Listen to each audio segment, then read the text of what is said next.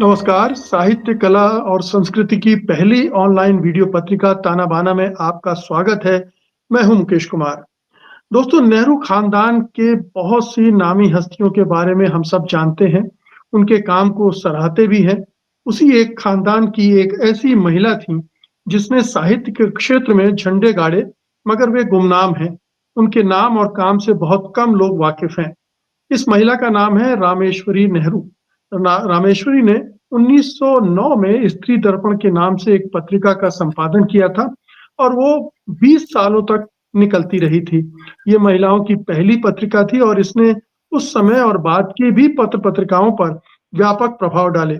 कई मशहूर पत्रिकाओं ने महिला विशेषांक निकाले। Rameshwari Nehru all India women conference की संस्थापक सदस्य रहीं और वे हरिजन सेवक संघ की अध्यक्ष भी थीं। उन्हें 1955 में समाज सेवा के लिए पद्म भूषण से सम्मानित भी किया गया था। रामेश्वरी नेहरू का जन्म आज ही के दिन 1886 में हुआ था। आज उनके जन्मदिन पर रामेश्वरी जी के अवदान पर बात करने के लिए हमारे साथ हैं प्रज्ञा पाठक। प्रज्ञा जी ने जवाहरलाल नेहरू विश्वविद्यालय से रामेश्वरी जी द्वारा संपादित स्त्री दर्पण पर शोध किया है। तो आइए उनसे बात करते हैं। प्रज्ञा जी, कार्यक्रम में आपका बहुत-बहुत स्वागत है। धन्यवाद मुकेश जी। जी, तो प्रज्ञा जी, मेरा पहला सवाल ये है कि आखिरकार इतना ज़्यादा काम करने वाली महिला थी रामेश्वरी नेहरू और इतना चिर परिचित नेहरू खानदान, फिर रामेश्वरी नेहरू क्यों गुमनाम रह गईं? क्यों हम सब नहीं जानते उनके बारे में? मेरा ख्याल है कि वे बहुत तेजस्वी स्त्री थीं और सिर्फ वे वही नहीं, रामेश्वरी जी ही नहीं, उस दौर की तमाम अन्य लेखिकाएं थीं जो आप जिस मायने में बहुत समय तक साहित्य और साहित्य में स्त्रियों की उस उपस्थिति को सहज माना गया, जैसे कि कविता, कहानी, माने रचनात्मक जो लेखन था, उसमें स्त्रियों का ये माना गया कि हाँ, वो लिखती हैं, वो बोलती हैं और उनके लिखे और कहे को भी एक खास एंगल से देखा गया। ऐसे में मेरा ख्याल है कि रामेश्वरी जी जैसी स्त्रियां थोड़ी सी असुविधा उत्पन्न करती थी। वो समाज के नियमों पर सवाल उठाती थी, उनको बदलने के लिए लगातार कोशिशें करती थी। जैसा भी और जितना उनसे हो सका वो एक आंदोलन का नेतृत्व कर रही थी स्त्री दर्पण पत्रिका के माध्यम से रामेश्वरी जी। तो शायद उनका जो उनके कामों को संज्ञान लेना, दुनिया को बदलने के उनके मुहिम को भी संज्ञान में लेना रहा होगा, इसलिए शायद वो हाशिए पर ही बनी रही आई। मैं जब लेकिन रिसर्च कर रही थी, प्रज्ञा जी, मुझे उस दौर के बहुत सारे संपादक हैं जिनके नाम हम लोगों की जुबानों पे रहते हैं। जी यानी जी जी महादेव प्रसाद द्विवेदी हों, प्रेमचंद हों, जी, आज्ञे हों, इनको हर कोई भारतेंदु जानता है। हरिश्चंद्र लेकिन हो, रामेश्वर जी इनको जी, जी, इन लोगों को जी, हम संपादकों के रूप में बड़े प्रखर रूप से जानते हैं, पढ़ाया और सिखाया जाता है और तमाम जो प्रतियोगी परीक्षाएं हैं, उन परीक्षाओं को विद्यार्थी इन नामों के बल पर पास करते हैं, पर कहीं भी रामेश्वरी नेहरू जैसे संपादकों का जिक्र नहीं होता। ये अपने आप में बहुत आश्चर्य की बात है। और जी, जिस तरह का उनकी जो पत्रिका थी, आपने बताया ही कि 1909 से इसका संपादन आरंभ हुआ था और आरंभ होने के बाद थोड़ा-सा समय तो लगता है सेटल डाउन होने में चीज़ों को। आरंभ होने के बाद से ही 1909 में शुरू हुई, 10-11 के बाद इस पत्रिका के स्वरूप में एक प्रखरता आ गई। और जो उनका जो सोचने समझने का नजरिया था, वो बिल्कुल स्पष्ट था। वो कहीं पर भी ये नहीं कहती नजर आई। आप जानते हैं कि उस जमाने में स्त्री शिक्षा एक बड़ा मुद्दा था। तो स्त्री शिक्षा किस लिए हो, इस बात पर खूब चर्चा हुई। तो स्त्री शिक्षा इसलिए हो कि स्त्रियां थोड़ा बहुत पढ़ लें, चिट्ठी पत्री कर सकें, अपने घर वालों को अपने सुख दुख का समाचार दे सके। ऐसे बंधन में बांधने का उन लोगों का कोई इरादा नहीं है। शिक्षा दी जाए और वो शिक्षा उनके ज्ञान चक्षु को खोलने का काम करे, वो दुनिया की सारी चीजों को समझ सके और समझ बूझ कर निर्णय करने की स्थिति को पहुंचे। उस जमाने में अपने आप में ये बहुत बड़ी बात थी। जी, उस ज़माने उन्होंने में फेमिनिज़्म उस तरह से नहीं था, स्त्रियों के जी, बारे में उस तरह से नहीं सोचा जाता था और उस समय ये पत्रिका निकली। तो जी, इस पत्रिका का एक तो मुझे ये बताइए कि किस तरह की सामग्री होती थी? जी, इसके पाठक वर्ग कितना बड़ा था? कौन लोग थे? और इसको जो पुरुष रचनाकार या संपादक या कहना चाहिए साहित्य जगत है, उसने किस तरह से देखा? जी। रचनाएँ उसमें स्त्रियों और पुरुषों दोनों की होती थीं। शुरुआत में स्त्रियों की संख्या कुछ कम थी, धीरे-धीरे वो बढ़ती चली गई और वो पुरुष जो उदारमना थे, जो स्त्रियों की शिक्षा की आवश्यकता को, उनसे जुड़ी सामाजिक समस्याओं की विकराल स्थिति को समझते थे, उन सब लोगों ने इस पे लिखा और स्त्री दर्पण से उठने वाली बहसों में भरपूर भाग लिया। स्त्री दर्पण के चरित्र की सबसे खास बात मुझे ये लगती है कि यहाँ एकालाप नहीं होता था कि आपका जो मत है आप उस मत को थोप दीजिए या उस मत को रखिए और दूसरे की बात आप बिल्कुल नहीं सुनेंगे। उस समय समाज में जो कुछ चल रहा होता था, मान लीजिए बाल विवाह की समस्या है, तो बाल विवाह की समस्या पर वो अपना मत रखेंगे कि बाल विवाह किस प्रकार से हानिकारक है, उससे क्या-क्या हानियां होती हैं। लेकिन दूसरे लोग जो ऐसा मानते थे कि बाल विवाह होना चाहिए, उनकी बातें दूसरे पत्र पत्रिकाओं से भी वो ले आते थे, उन पर संवाद होता था और अपने यहाँ भी बहुत बार विरोधियों को वो छापा करते थे और छाप कर फिर उसके बाद एक संवाद की गुंजाइश वहाँ लगातार बनी रहती थी। तो इस जो इसमें किस तत्कालीन तरह से इसने किस तरह से हस्तक्षेप किया, उस जी, समय के साहित्य और बौद्धिक जगत में? जी। जो ये सारी समस्याएँ थी, उन समस्याओं को लेकर लिखने का सिलसिला ऐसा चला, एक पत्रिका इसके साथ-साथ लगभग चलती थी, गृहलक्ष्मी। आज नाम से ऐसा लगता है कि शायद कोई बहुत ऑर्थोडॉक्स किस्म की और घरेलू चीज़ें सिखाने वाली पत्रिका रही होगी। स्पष्ट करूँ कि ज़ाहिर है उसका स्वरूप ठीक स्त्री दर्पण की तरह प्रखर और तेजस्वी शायद ना हो, पर वो पत्रिका भी ऐसे सवालों को उठाती थी और ये दोनों पत्रिकाएं आपस में एक दूसरे अ, के यहाँ छपी हुई सामग्री का संज्ञान लेती थी, उस पर वाद विवाद और संवाद किया करती थी। सिर्फ ये 2 पत्रिकाएँ ही नहीं, स्त्री दर्पण तो अपने स्वरूप में इतनी अलग थी कि देश भर में कहीं भी जो कुछ भी छपा हो, जैसे आज हम जिन मुद्दों की चर्चा कर रहे हैं, बाल विवाह, स्त्री शिक्षा, विधवाओं की समस्या थी बहुत बड़ी। आज के समय में यदि रिसर्च के माध्यम से या पुराने साहित्य के माध्यम से आप उन चीज़ों से परिचित नहीं हैं, तो उन बातों को समझ ही नहीं सकेंगे कि विधवाओं की समस्या क्या थी। 2 महीने की बच्ची विधवा है, 6 महीने की बच्ची विधवा है, साल भर की 2 साल की दुधमुहे बच्चे विवाह के बंधन में बंधते थे और वो फिर अलग भी हो जाते थे। उन जो लड़कियां हैं, वो बच्चियां जो हैं, उनको आजीवन तिरस्कृत जीवन जीने के लिए बाध्य होता था। पुरुषों के अनेक विवाह हुआ करते थे, इसीलिए इस सीरीज में एक समस्या जो जुड़ी थी, वो थी मृत स्त्रीक विवाह। मृत स्त्रीक विवाह यानी जिसकी स्त्री की मृत्यु हो गई हो उस पुरुष का विवाह। तो समवयस्क लोगों का विवाह बहुत ज्यादा नहीं हुआ करता था, बल्कि किसी भी उम्र के पुरुष का विवाह किसी भी उम्र की बच्ची से कर दिया जाता था।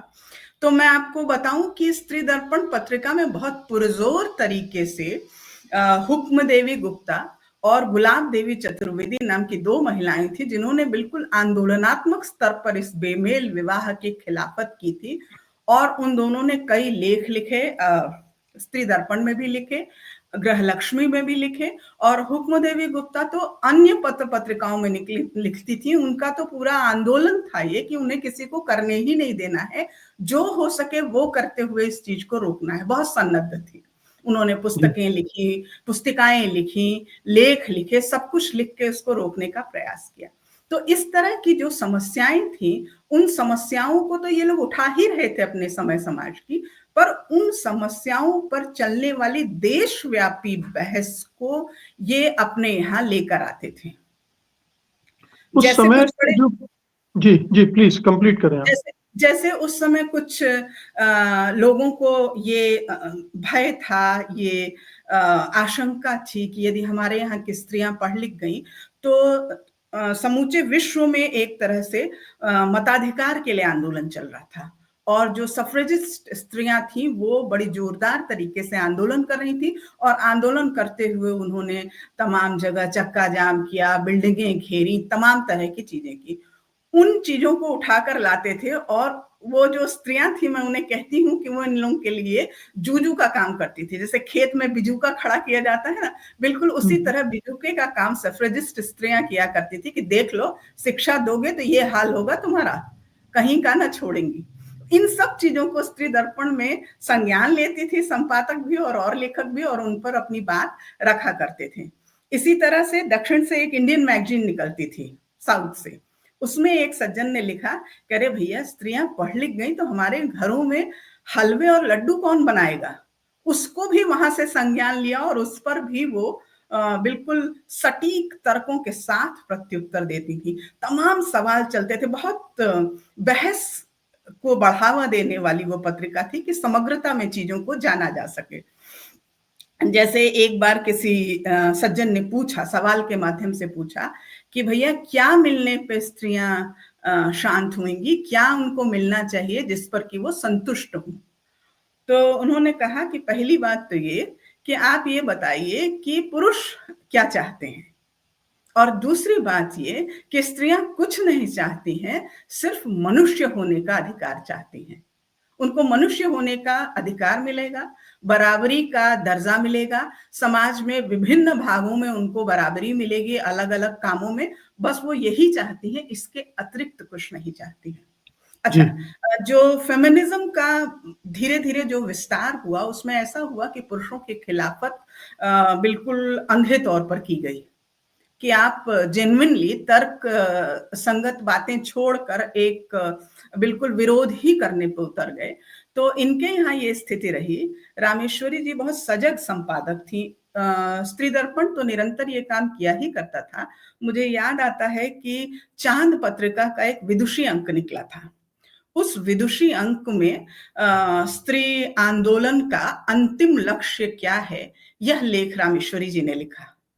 और उस लेख में उन्होंने लिखा, सारी बातें लिखी, पक्ष और विपक्ष, जो तर्क स्त्री आंदोलन के खिलाफत करने वाले लोग देते थे उसको भी रखा, और जो पक्ष वाले लोग थे उसको भी रखा। और रखते हुए उन्होंने कहा कि मेरी समझ में स्त्री आंदोलन का अंतिम लक्ष्य स्त्रियों और पुरुषों में संभाव पैदा करना है।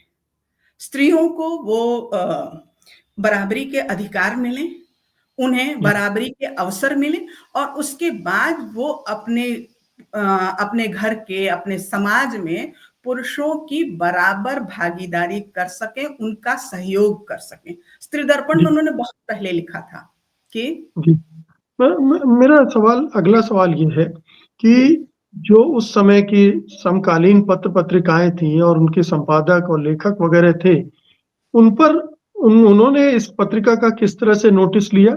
क्या उन पत्र पत्रिकाओं पर भी स्त्री दर्पण का कोई असर पड़ा?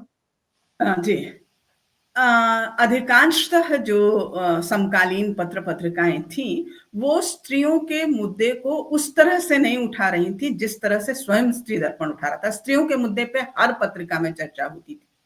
वो पत्रिका कुछ इस तरह से, वो चर्चाएं इस तरह से होती थी जैसे कि फला देश में स्त्रियां कैसे रहती हैं, क्या उनका क्या कार्य है, क्या व्यवहार है। उसके माध्यम से वो प्रेरणा देने का भी काम किया करते थे कि हमारे यहाँ की स्त्रियां जो सामाजिक कार्यों में पिछड़ी हुई हैं वो आगे आएं।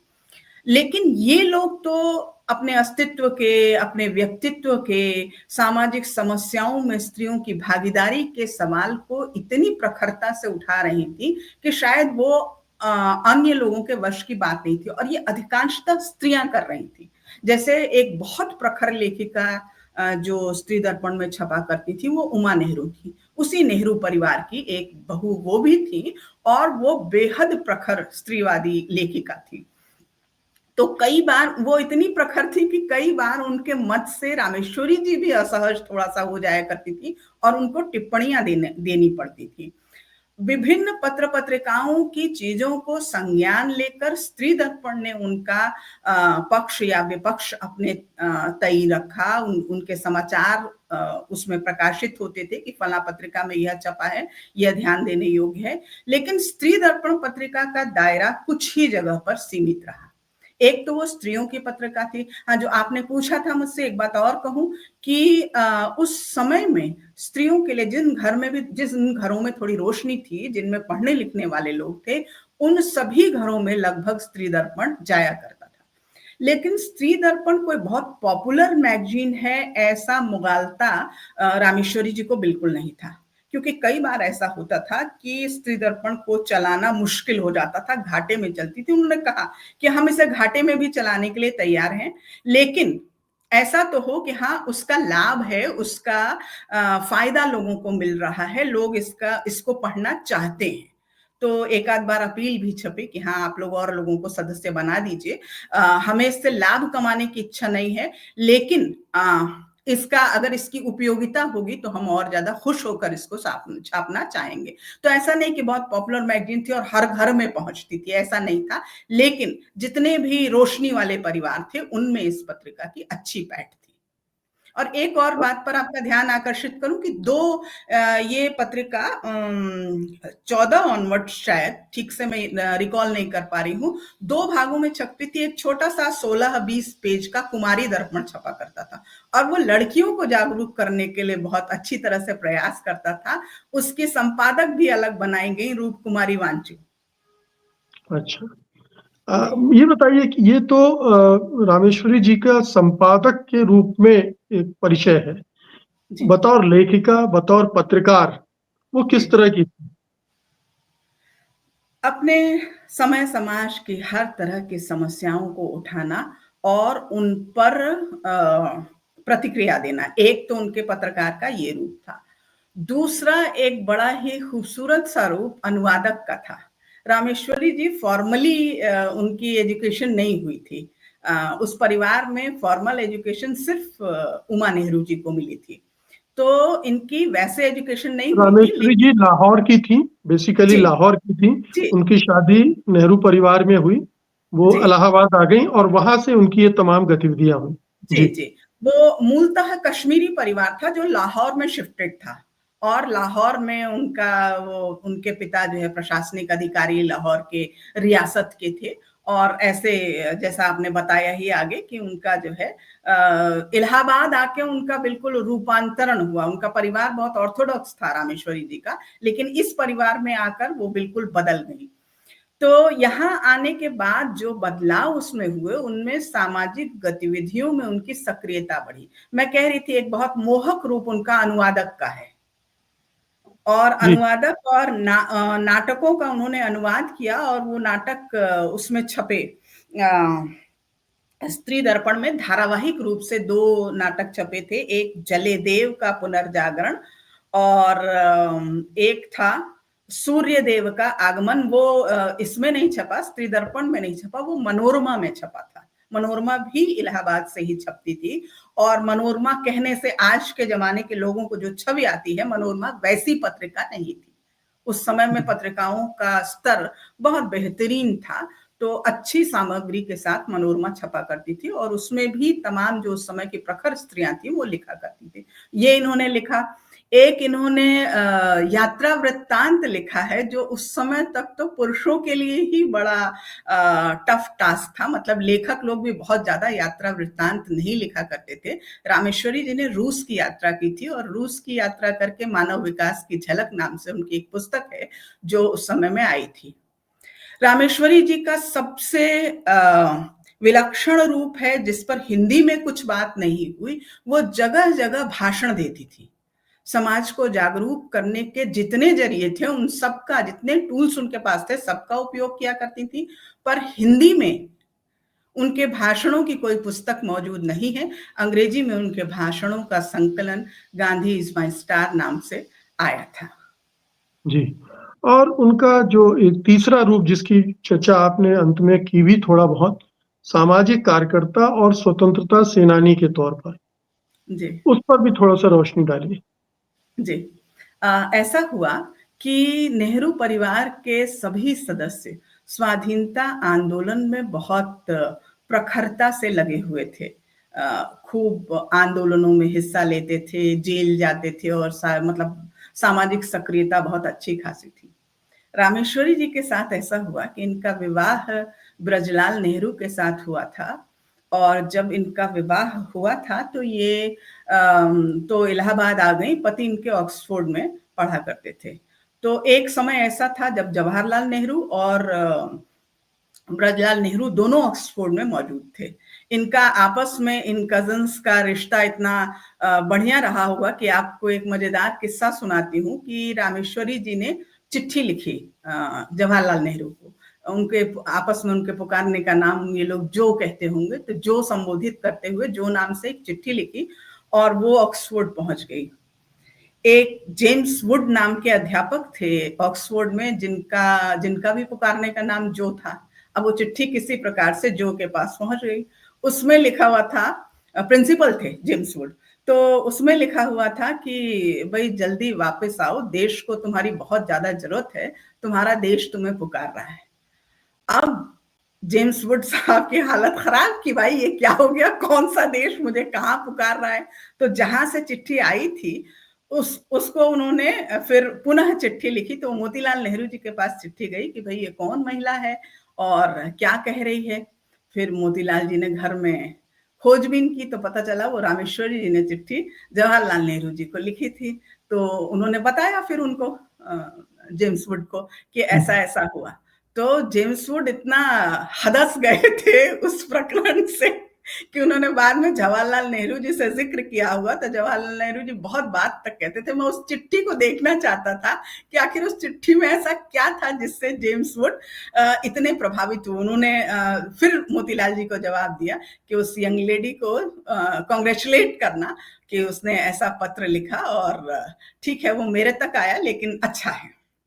तो कुछ इस तरह की रामेश्वरी जी हुआ करती थी। इसी जमाने की बात है, जिस जमाने की बात मैं कर रही हूँ उसी जमाने में सुंदरलाल जी थे।